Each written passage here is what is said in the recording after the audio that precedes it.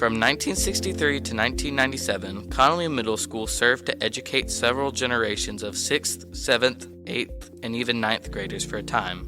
It might surprise you, but this one address has been the home for quite a bit of history in the education of our community. We often talk about the history of people, and we describe events of historical impact, but what about the history of the place itself? We can't interview the brick and mortar walls, but if you know where to look and find the right people to listen to, perhaps maybe those walls can talk after all. Maybe those walls can tell a story too. Maybe, just maybe, the echoes of those voices, student and teacher alike, are still bouncing around, waiting to be heard. To understand the story of Connelly, we need to talk about a place that was once called Education Hill. Let's take it back to the very beginning. Marshall County, Tennessee, formed in 1836 from parts of 4 different counties. By tracing the history of the Connelly Building and Education Hill, we can also measure the growth and changes of Marshall County as a whole. In some ways, this idea can draw a parallel to the act of a parent charting their child's growth on a wall. Memories, after all, are a funny thing. Sometimes it takes a reminder.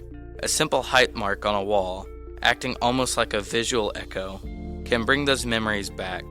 Which brings us back to the location at Education Hill. Once it was a private school, later a high school, later still a middle school, and finally, an outreach program for its community. As the name of the school changed over the decades, more and different students filled and departed its halls, graduating classes and former students leaving their marks on the wall of the old Connelly Building. These are those echoes. The MCHS History Club presents the Book of Marshall. Marshall County, Tennessee is home to a rich and diverse history. Thank you for joining us as we investigate the past and preserve our stories for the future. The echoes of our past reverberate all the way through today. All that we have to do is listen. Welcome to the Book of Marshall.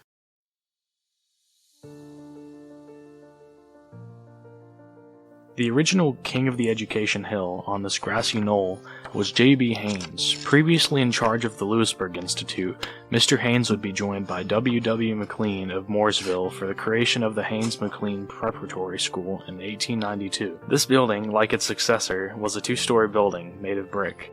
Its purpose was preparing young men and women for college, as well as preparing them with skills needed in life.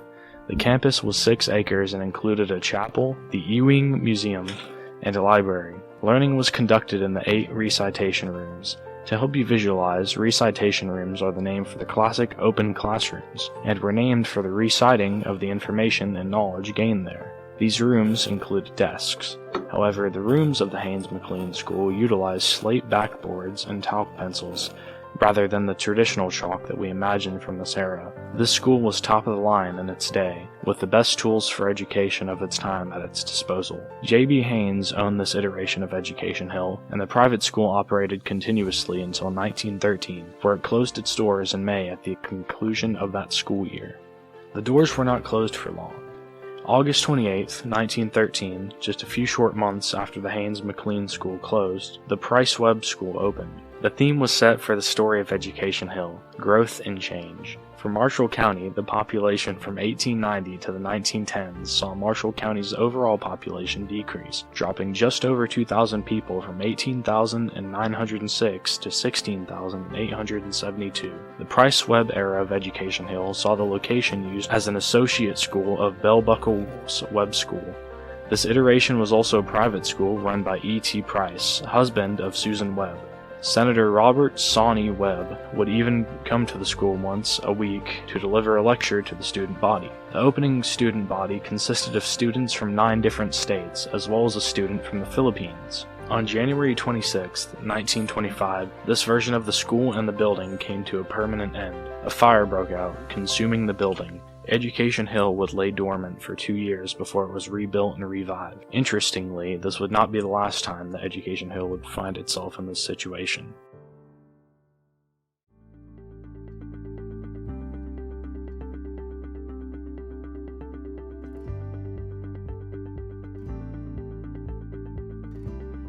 The 1920s in Marshall County saw a population shift back up to 17,375.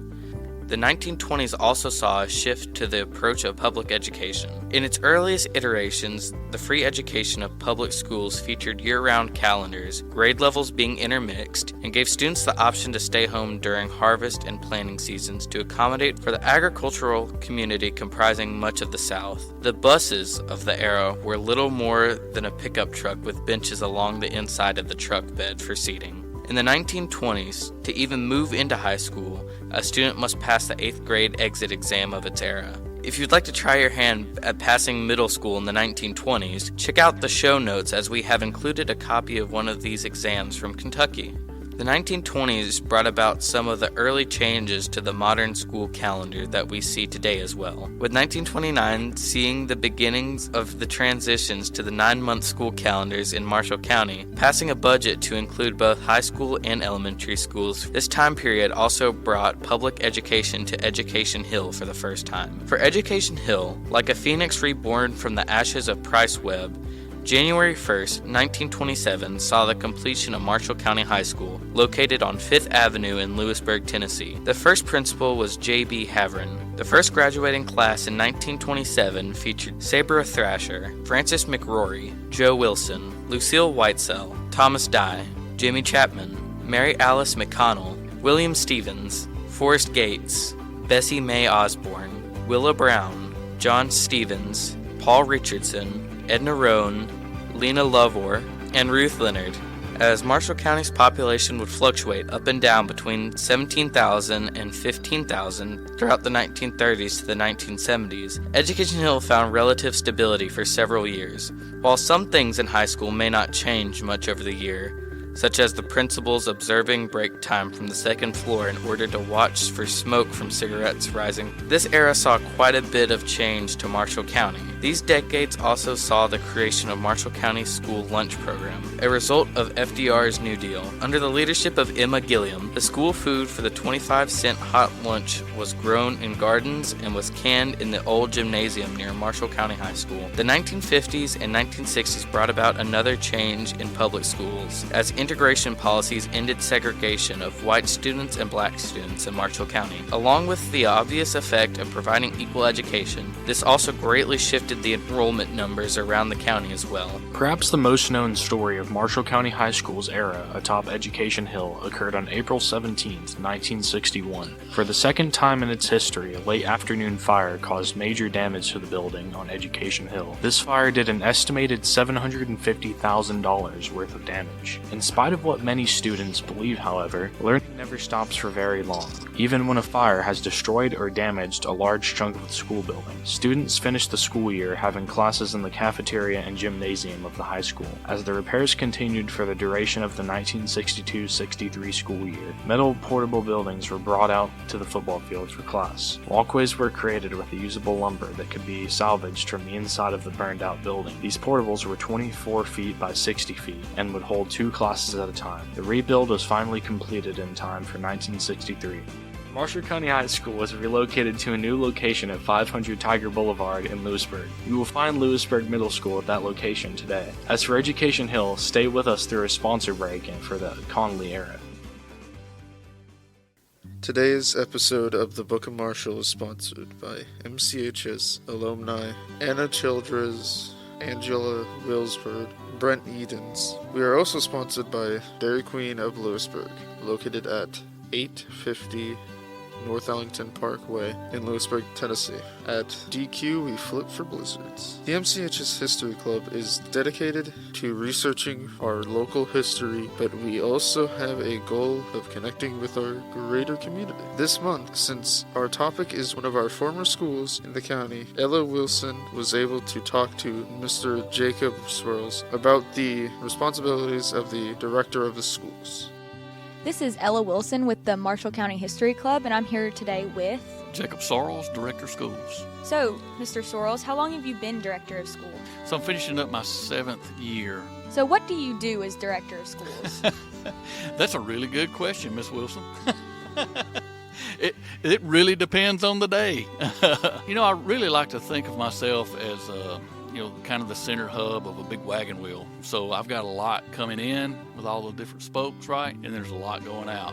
So I'm constantly hearing things from all different levels. I'm constantly communicating. I set a lot of expectations. Of course, I'm our leader. That doesn't mean I'm doing everything, right? A history example would be Western migration in the United States, and we're going across those mountains. I'm the leader, says we're going to go over those mountains. I'm not sure how we're going to get there. I've got some other people that are going to have to engineer some bridges across some of these rivers. We're going to have to find a pass through this mountain range. There's a lot of logistics that's got to get us over there, but that's where we need to go, and that's the vision. This is how we're going to get there. And then another part of my job is all these different people that are on my team. We got to work together, but this is your responsibility. This is your responsibility. And so they're constantly bringing me information. We sit down and we discuss issues, topics, whatever they are, and then we have to make a decision and we push it out and we go. Some days I'm in the buildings. You might not see me in the building for 2 weeks. Sometimes I'm here and you don't know it. I don't like getting stuck in that central office. A lot of what we do and why we do it comes from the federal government, state government. I mean, we may have a little decision on go turn this way a little bit or this way a little bit, but typically most of what we do come from federal and state government. See, a lot of what I think you do as a student is call off school or not. That's all I know. So when I talk to little kids, that's what I tell them. You know, sometimes I go in a classroom in one of the elementary schools and they just kind of look at me and I say, look, when you get out for snow, that's me. So they typically like that. Well, and just with any job I've ever taken, I thought I knew what I was getting into, but you really don't know until you sit down in that seat, whether it's by the phone, email, somebody appears in your door, the job's going to start. And so you may think it's this, and it could end up being very different from what you thought it was going to be. And I think the job varies for directors depending on what district you're in. You know how big it is. It's a big difference between being the director of schools, I think, in a Moore County versus a metro. How many people you have working for you. Some of those things are going to be similar no matter what. And I would say the biggest consistent in all of it is you got to work with people, and you got to work with people from every background, and people have different points of view. I think listening is key. I think communication is key. At the end of the day, just having good people with you. So what do you think your most important role is? The most important thing I'm doing right now is we are working on school safety. Since we've come back from spring break, that's really been our priority, and that needs to be our priority every day.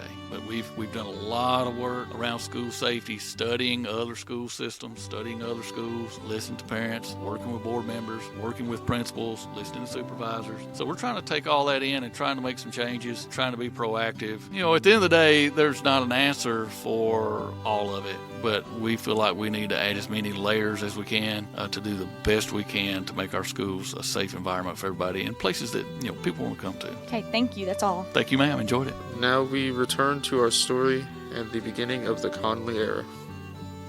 Connelly School began its time as Connelly Junior High School in 1963. The school was named after William M. Connelly. W.M. Connelly served as principal at Mooresville High School and Lewisburg Grammar School for 24 years in Marshall County. He served as superintendent from 1944 to 1956, and again for a short run in 1960. By the historical accounts the History Club found, Mr. Connelly was a principled man who knew the importance of the balance of discipline as well as the importance of recess. As for the stories of Connelly, if you listen close enough, you may hear those echoes bouncing back.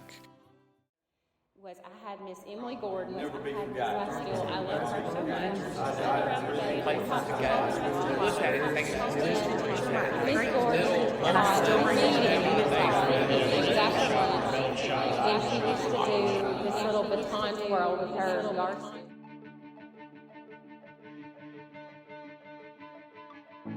I'm Mary Brewer. I attended Connelly Middle School in the years 1991 through 1994. I just remember it being such a big school. Leaving elementary school, and it was like a 3-story building, these little tiny stairwells. It smelled old, but it was so much fun. It was probably the best school that I attended. No kidding. One of my favorite stories that I can remember was I had Miss Emily Gordon. I love her so much, and she's still around today and pops in every so often. And Miss Gordon taught reading, and it was like 5th period. It was after lunch, and she used to do this little baton twirl with her yardstick, and then she would turn on the Channel 1 TV for us to watch the Channel 1 news. I remember this one particular day in her room. We were upstairs, like on the 3rd floor, and the door went open, and in rolls the very first classroom computer that we had ever seen. And I remember it being ginormous, and I remember us having a waiting list to play on it, and the game of choice was Oregon Trail.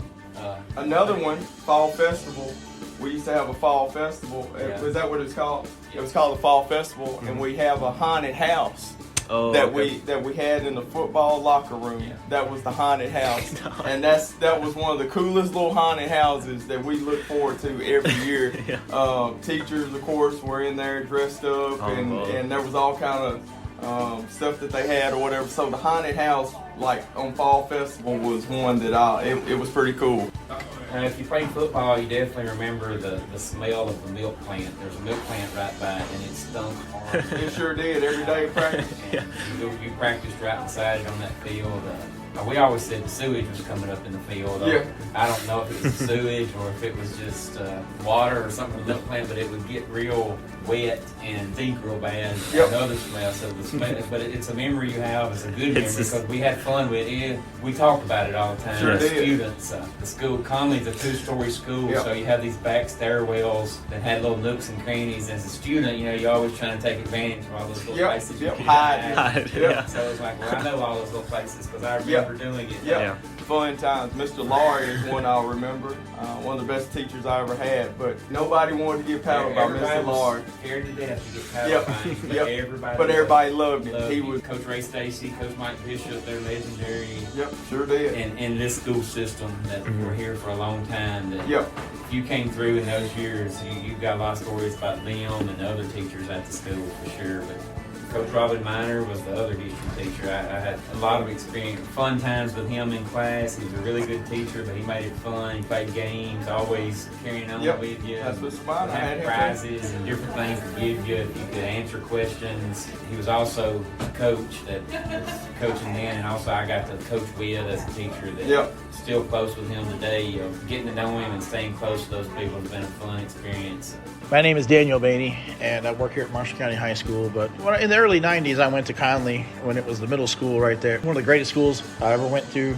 Also, fun fact, when I first began teaching in the system, I worked at an after-school program there. When I was a kid in the early 90s, you used to be able to bring your pet to school. And people would bring in cats, dogs. Somebody brought in a python. The python escaped. And for a week or so, they could not find this python. And people were kind of panicking. They didn't know where it was. And it got to the cold time of the year. And, the basement of Connelly is where you had, the wood shop, the metal shop, the locker room. That's where everything was down there. You had to go down these, stairwells to the basement level. We're going down through there. We look up one of those pipes hanging in the ceiling, and there's that python just wrapped around that pipe. And they had to actually send the custodian down there to go pull the python off. And good times back in the day right there, Kevin McGehee. My favorite memory was probably during school basketball games. The fact that the school had stairs in it and we had to climb stairs up and down to go places. Also, we had a fun faculty. I stayed in a lot of mischief. Got several paddlings, but it was a good experience. Cool old building. I miss those days, and it's sad that that building's sitting there deteriorating. Jenna Wilson. Mr. Lowry, he was a history teacher my 8th grade year, and I still remember the unit he taught on gangsters. It was so interesting and made me more interested in that time period. Well, it's pretty cool, because you got to understand back then that was in the 70s. That would have been 7th, 8th, and 9th graders were at Connelly then. We were the Connelly Commons, and so you played freshmen. Only 10th graders, 11th graders, and 12th graders were at the high school at the time. That was pretty cool being together like that. And probably one of the fondest memories I used to enjoy is that during our ball games, I played basketball and football, is that before ball games, we'd all leave and walk down and leave the school and walk down to town because there was a malt shop. Now, a malt shop was considered to be like a hamburger, french fry joint, milkshakes, jukebox playing. Of course, we'd all go down, get a bite to eat, the team was. And I thought, and of course, we'd all have on our Connelly Common leather sweaters and, our bell bottoms on. All right, my name is Kyle Stacy, and I went to Connelly in 1981, and then I would make my 8th grade year in 1982. I guess the teachers that I remember at Connelly, the two that stick out in my mind most is probably Jim Lowry, and then Mike Bishop was our PE teacher and our football coach. We got to do a lot of really exciting things in PE. We'd get the mini trampoline out and PE and jump and dunk the basketball, so he was like, middle school kid. That was a really cool teacher to have. Those two I remember the most. I also remember Mr. Lowry was probably, everybody wanted Mr. Lowry. Yeah. That you were scared of him, but you loved him. Exactly. You didn't want to be paddled by Mr. Lowry. He was a great storyteller. I loved my years at Conley. It was great. It was one of the best schools I've ever been to. One of the most unique schools. I guess there was a lot of schools back then built like that, but it being multi-level, it was such a huge change going from elementary school to Conley. And I also remember pep rallies. That was a fun time. I was a cheerleader. That gym was awesome. It was. A lot of good basketball games and PE classes. Day basketball games. Absolutely. That was fun. In-school basketball games. You know, talking about the building, it was such a unique building. But coming to Connelly was like, you know, that multi-level building and just the excitement of changing classes. I can remember being an office worker and just going around to pick up attendance. There were so many weird places to go. You looked at it and you think it's just 2 stories, but it has those middle multi-levels down in the basement. The gym side is what was crazy to me because, you know, you had the gym and then underneath the gym was the cafeteria and the locker rooms. All the locker rooms were down there. But then kind of on top of the gym, or maybe out to the side, was the library. The library. Miss Page. In the library. I remember Miss Page. We would practice football in the open field behind the gym. Smell the milk plant. And smell the milk plant the whole time. That smell definitely reminds me of Conley. Exactly. Every year we would have like the fall festival. It would be in the gym. Different organizations would set up booths. The kids got to put on a haunted house in the dressing rooms.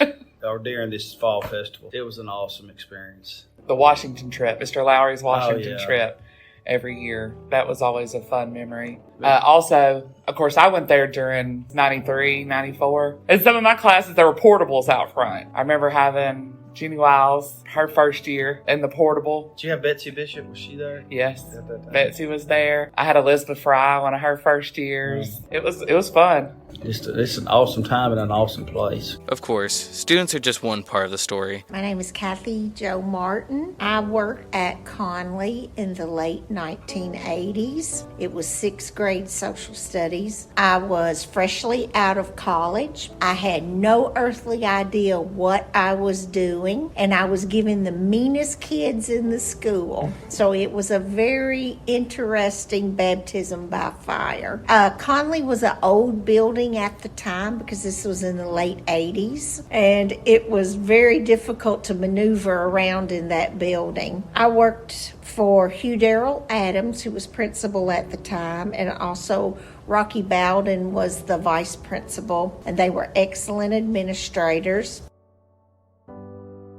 Sam Johnson sat down for a roundtable discussion with several educators who spent time at Connelly School, where they discussed their memories of the school, as well as the transition into Lewisburg Middle School after the 1996-1997 school year ended.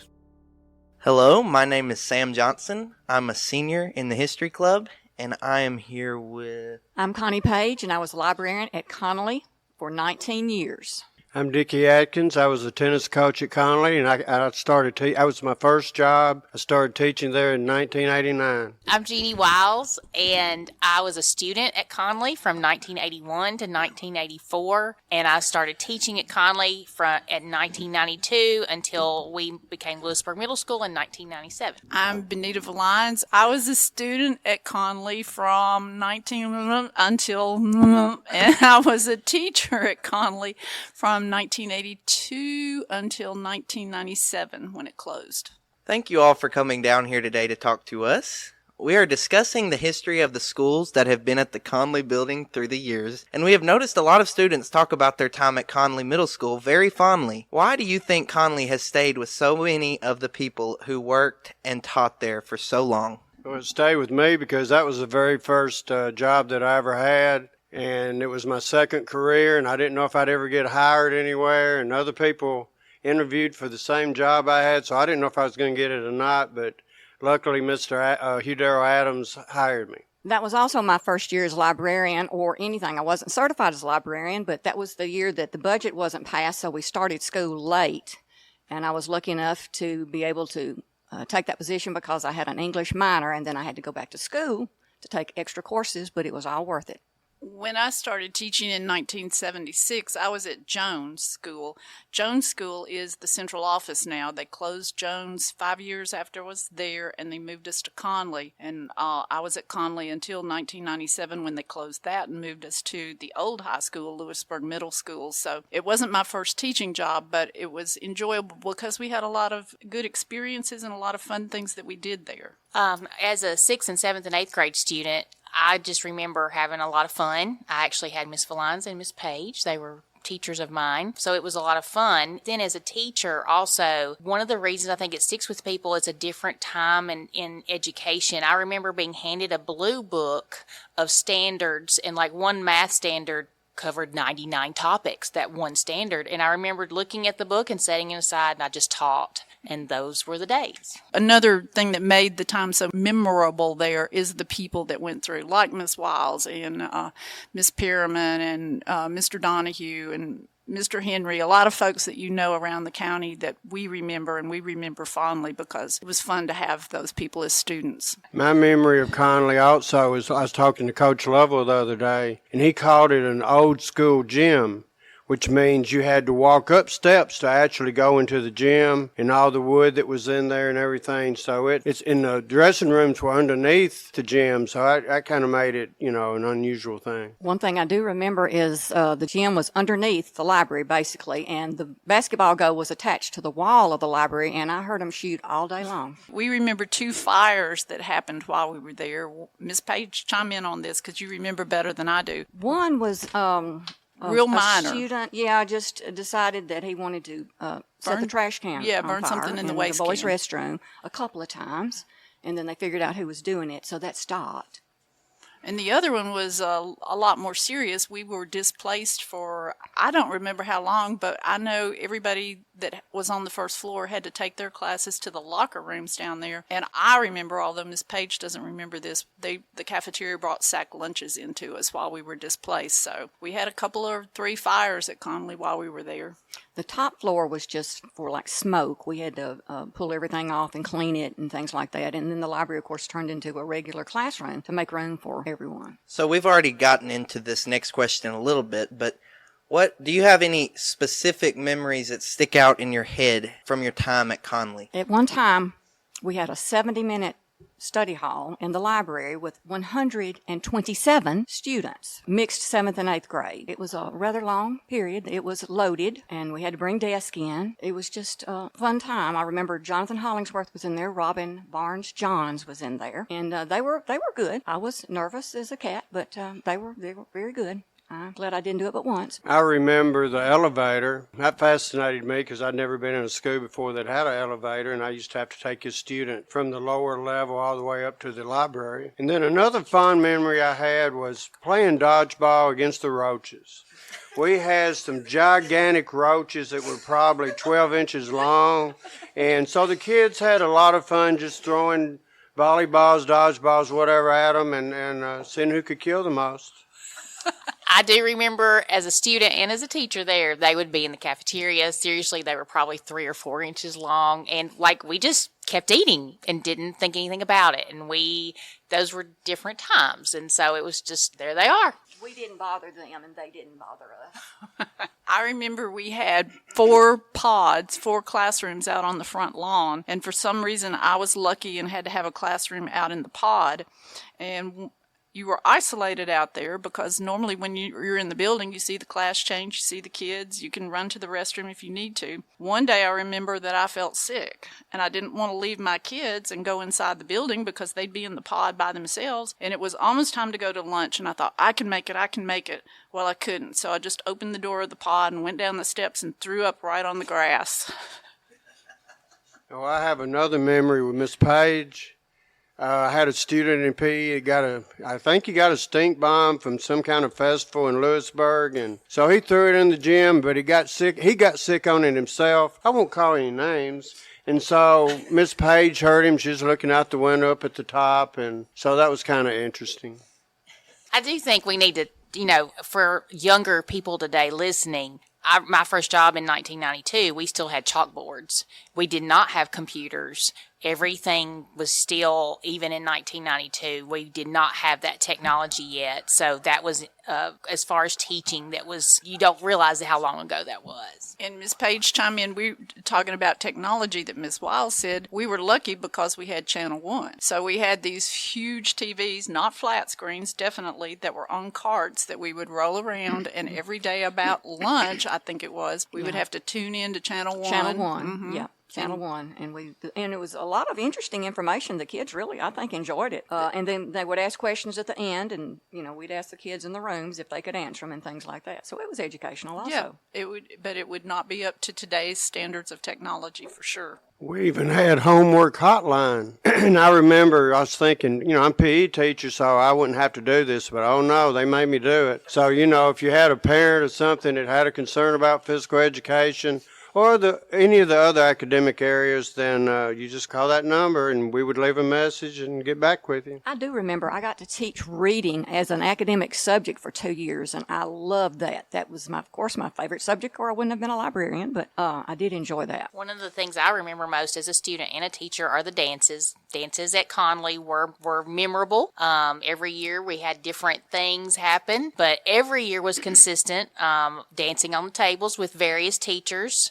After the students left. After the students left, but a lot of fun at those things. We probably shouldn't say that Miss Edna Wilson was one of the chief table dancers, should we? I will say this. So part of the nostalgia of Connelly are some of the bigger personality teachers. And, of course, Jim Lowry was one of them that everybody wanted to have, had, or had been paddled by. That was why we are so still nostalgic about it. I will say this about paddling, too. This is back in the day when if a student didn't have their homework for the second or third time in a row, we took them into Mr. Bowden. He paddled them right there. We went right back to class and had class. And those were the good old days of instant fixing of the problem. Right, and if a teacher paddled you, you probably signed it afterward. And Mr. Lowry only had to give one lick. Let me tell a story about Mr. Lowry. I don't know if these other teachers knew this, but he did the Grand Slam. So what would happen if he had a student that got in trouble, he'd take them out in the hallway, and he would threaten them and tell them that he wasn't going to paddle them, but he was going to hit the paddle to his foot. And then when they went back in, they had to cry. It looked like they were crying, and they better not tell anybody any different. I witnessed the one lick, and it was a good one.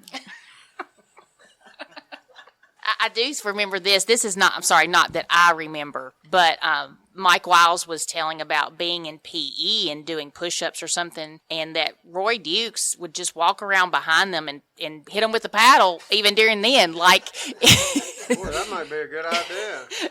I think Mr. Dukes was known for his discipline and determination as a coach, and I also remember him telling that somebody got in trouble one time, and Mr. Dukes lined them all up outside his office, and they would all go in, and that's exactly what they were doing, Miss Page. He was hitting his paddle on his foot. He wasn't really paddling them all. One time I was helping Miss Page with cafeteria duty, the famous cafeteria duty. And so this young lady got mad at Miss Page, and so she started trying to fight Miss Page. So Miss Page and I picked her up and carted her to the office, and I think Miss Page had to go to court and all that good stuff. So she was calling Miss Page every word I've never heard of in my life. It is really interesting to hear about some of these stories, these memories, because like y'all mentioned, with a lot of these things, like with the roaches and the technology, I mean, it's a completely different setting today. We rely on technology completely, and if we saw roaches in the school, we wouldn't be back for a little while probably. So it is interesting to hear about how it's changed just since Connelly was the middle school. So the next question, what was the experience like transitioning from Connelly when it closed? Moving a library with all the books is quite a task, but I had some very nice parents to come up and help, and it took a lot of the workload off of me, and I really appreciate that to this day. But in the new library at LMS, it was wonderful. I will say this, back when that happened, there was a big uproar on the school board about us moving moving to the old high school. And literally that summer, when it was decided that we could move, we all moved ourselves with our custodians. There was no moving. Our custodians and the teachers moved every bit of the furniture and everything to books, everything. Yeah. Yes, to become Lewisburg Middle School, because it was somewhat controversial. I remember we had a ceremony in the gym. Ms. Wiles probably remembers better than I do. We retired the flag that had flown over the building for all those years, and it was a really nice ceremony. They talked about what we were going to name the new school and who the mascot would be, because Conley had started as Conley Junior High School, and at some point, I'm not sure what year, it became Connelly Middle School. I think we had a transition of grades in there. We were 6, 7, and 8, and then I believe we were 7, 8, 9, and that may have been when we became a middle school. But we had a ceremony to talk about the name for the new school and the mascots. We weren't going to be the Comets anymore. We were going to be the Tigers. So it was a kind of nostalgic and kind of bittersweet day, I think. It was sad, but it was also exciting that we were getting to go to a school that might be better equipped for us. Do you feel your time at Connelly shaped you or stayed with you throughout your professional career? Me personally, I think it stayed with me. It definitely helped. You know, being a first-year teacher there, I learned a lot about discipline and what I wasn't doing right and things of that nature. And I had a lot of people, Susanna Ingram, Miss Felines, helped me with discipline, what I should do, what I shouldn't do, and things of that nature. So I think it helped mold me into a better teacher. When I first started at Connelly, it was 7th, 8th, and 9th, and that was different. And that was my first job, and I learned a lot. From then on, one year we had just 7th and 8th grade at Connelly, and I was a librarian at Connelly and Jones, which was 5th and 6th. So I've had 5th, 6th, 7th, 8th, and 9th students over my 37-year career. It's been very enjoyable. Now, I love that, not that I don't like all the grades, but my 6th grade, I'm sorry, is my favorite. They like to read. They don't mind people knowing they like to read, and it was really a nice group. Another thing I learned while teaching was no matter what happened, like on Monday with a student, when you returned on Tuesday, you didn't think about that. You started a brand new day. It was all started over again, or you wouldn't make it. You know, you just had to forgive, and let it go, and then you would survive.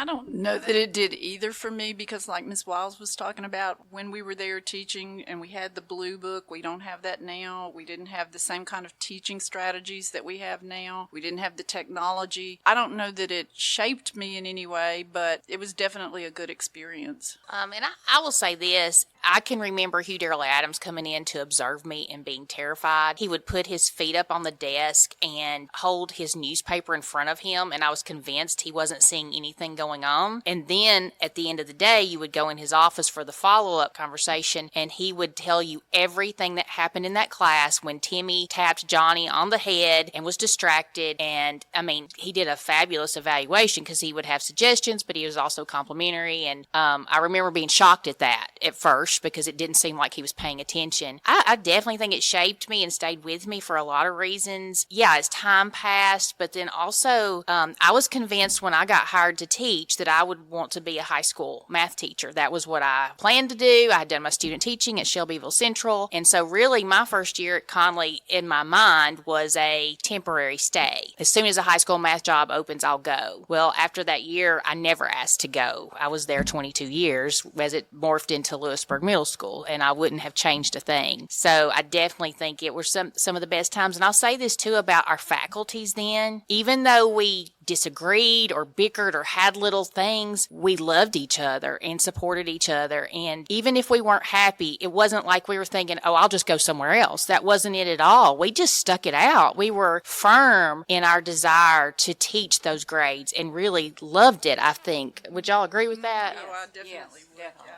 Well, again, we want to thank y'all for coming out today to talk to us. And before we wrap up, we'd like to recognize that Miss Page, you are retired now, correct?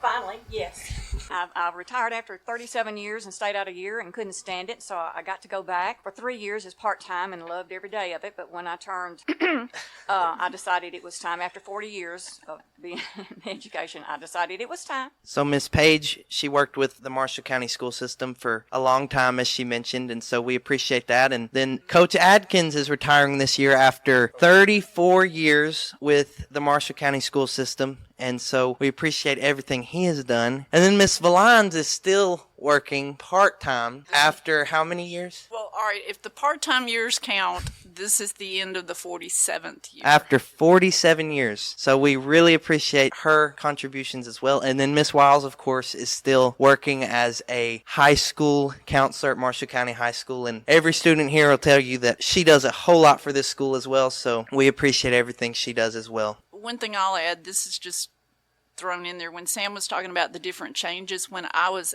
at Connelly as a student, I'll go ahead and say it was in the 60s. Wow. I mean, if I've already said I've been here for 47 years, I might as well say it was in the 60s. Girls had to wear dresses, and the dresses had to be a certain length. In fact, girls didn't get to wear anything except dresses until the year after I graduated high school. And when I was in high school, this is not related to Connelly, I was telling Mr. Hillis that boys could not have sideburns longer than their ears, and the principals would literally take a string, put it on the boy's nose, run it under their ear, and if their sideburn was longer than their ear, they would get shaved right there in the hall or the lobby or wherever. Girls' dresses were measured, so yes, there have been a lot of changes. Well, that was a long time. Yeah. Thank you, Coach Atkins. Wow, I didn't know that. Connelly closed its doors for good as a school in 1997, but its story wasn't over yet. After several years of being used by some local churches and ministries, former Connelly student and MCHS alumni Frank Sullivan began to use the Connelly building for his organization, Hopetown. Caiden Emmitt sat down with Mr. Sullivan to discuss how he ended up at Connelly and what it meant to him to return after so many years. I'm Caiden Emmitt. I'm a junior in the history club, and I'm here with... My name is Frank Sullivan. I'm blessed to serve as the executive director of Hopetown here in Lewisburg. Thank you. We have some questions for you today. Sure. When did you attend MCHS? I think unofficially the answer would be 7,000 years ago. Officially, from the fall of 1982 until the spring of 1986. I graduated in 1986. Cool. So, what is Hopetown? My answer usually is we're not really exactly anything. People are like, are you guys a church? Well, no, not exactly. You guys like the ministry of a church? Well, no, not exactly. So you're just like an organization that just tries to help people? Well, not exactly. We're some combination in a way of all those things. We are a Christian nonprofit organization, not a church. We do a lot of work in helping people, but that is actually just one aspect of who we are. Hopetown is an effort here in Lewisburg to transform our city. Unfortunately, Lewisburg has acquired, maybe given the nickname by itself for all I know, but has acquired the unfortunate nickname of Loserburg.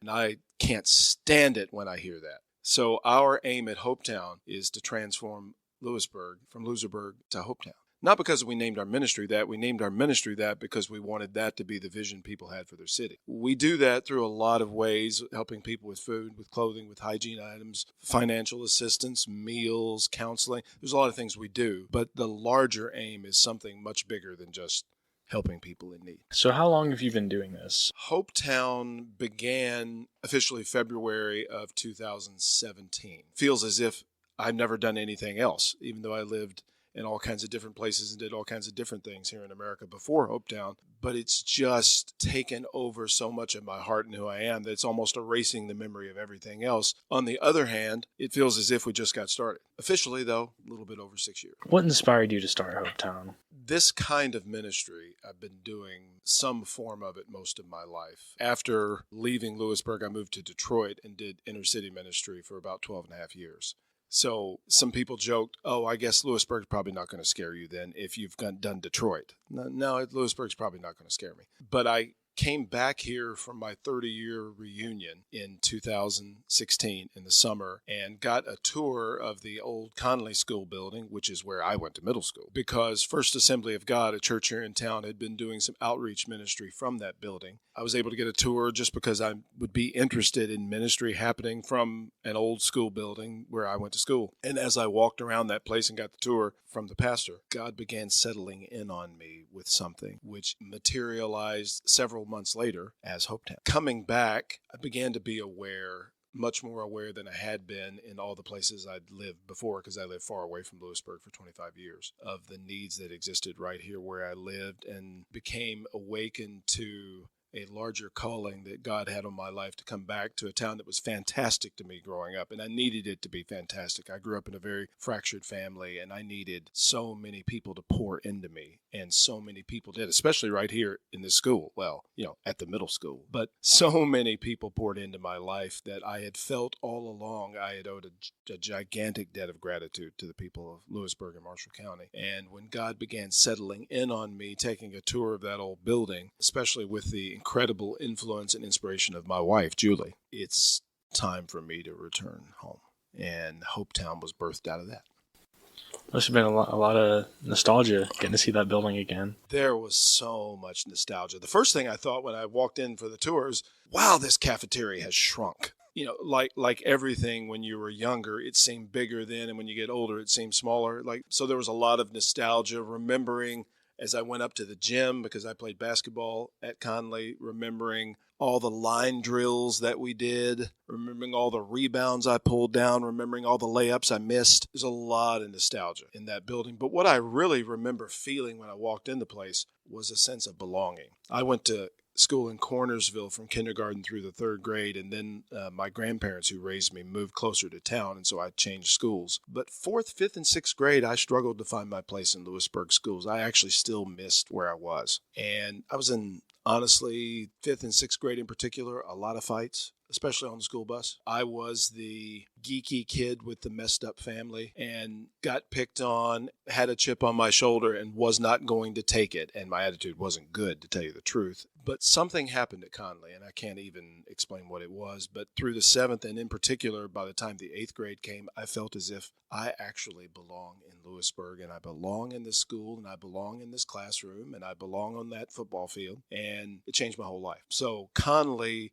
was a very comforting feeling to me. Now, a lot of people would have walked in and said, most of the windows are broken, and broken windows mean pigeons, and pigeons mean pigeon droppings. And it's kind of weird that you feel comfortable in a place with broken windows and pigeon poop. I'm like, hey, this is my kind of place, man. It's that I felt at home in a way that I can't put into words any more than just saying that. This was the first place I really felt as if, even in my own family, I didn't always feel as if I belonged. This is the place where I started feeling like I belonged somewhere. So it was a very emotional thing for me when we started there, and it was a very emotional thing almost a year ago when we stopped using that facility because it had just deteriorated to the point we couldn't continue. So it was very emotional to even leave there. What was it like going back in and seeing the building after so long? It was painful to see the condition it was in, but it was also in a way helpful because the building's condition was actually a metaphor for our ministry, because most of the people that we see live very much in marginalized circumstances, and their house is falling apart and they don't have all the things that they need, and that building surely didn't. In fact, the condition of the building was such that lots of people would be sitting and talking to me in the building and say, is this building like abandoned? And I would joke and say, well, like we're sitting here sitting talking in it, aren't we? How could it be abandoned? And they're like, oh, well, I guess what I mean is it looks abandoned.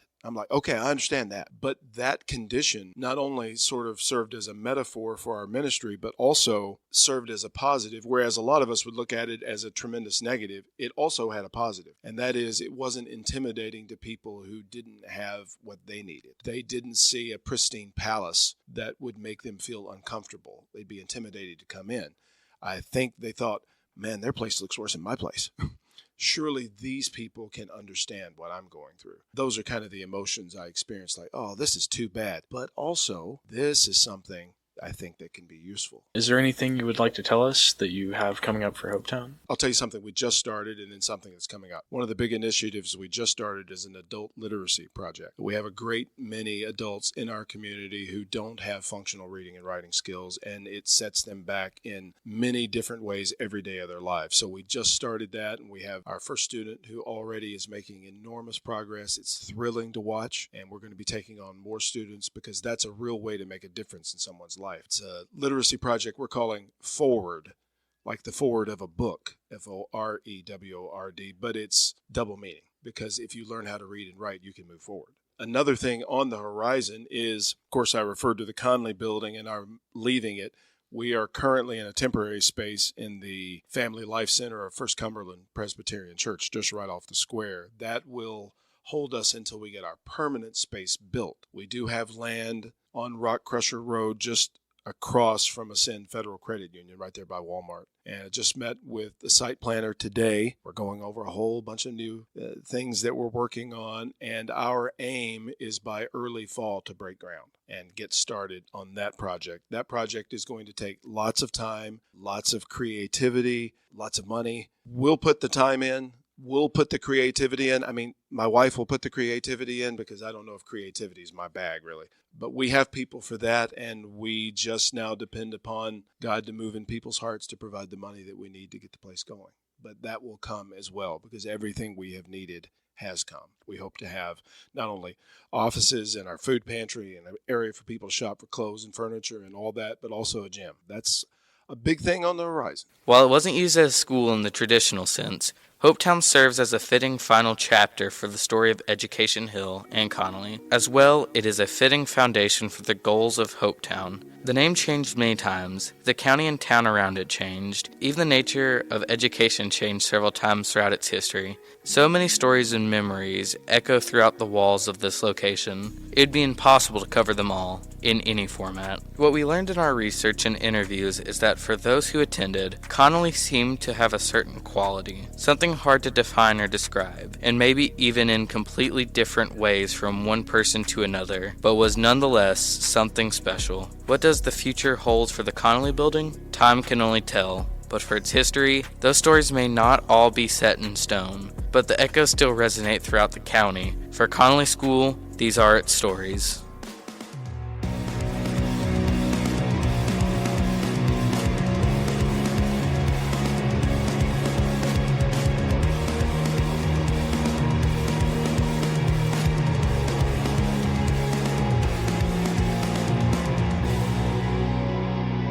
The Book of Marshall, Chapter 3, Echoes of Connelly. This episode of the Book of Marshall was researched and written by Tennille Alexander, Henry Pearson, Caiden Emmitt, Lyle Nelson, Sam Johnson, Nicholas Meredith, Ella Wilson, and Travis Hillis. Hosted by Caiden Emmitt and Lyle Nelson. Introduction and sponsorships hosted by Nicholas Meredith. Executive produced by Travis Hillis. Theme song for the Book of Marshall, Clouds by Jay Hill. Any errors made in the research of this episode are purely made in good faith. Sources are provided in the episode script. We would like to thank Linda Potts and the Marshall County Historical Society for their support. Finally, we would like to thank you for listening, and don't forget to leave us a 5-star review. We hope to see you next time.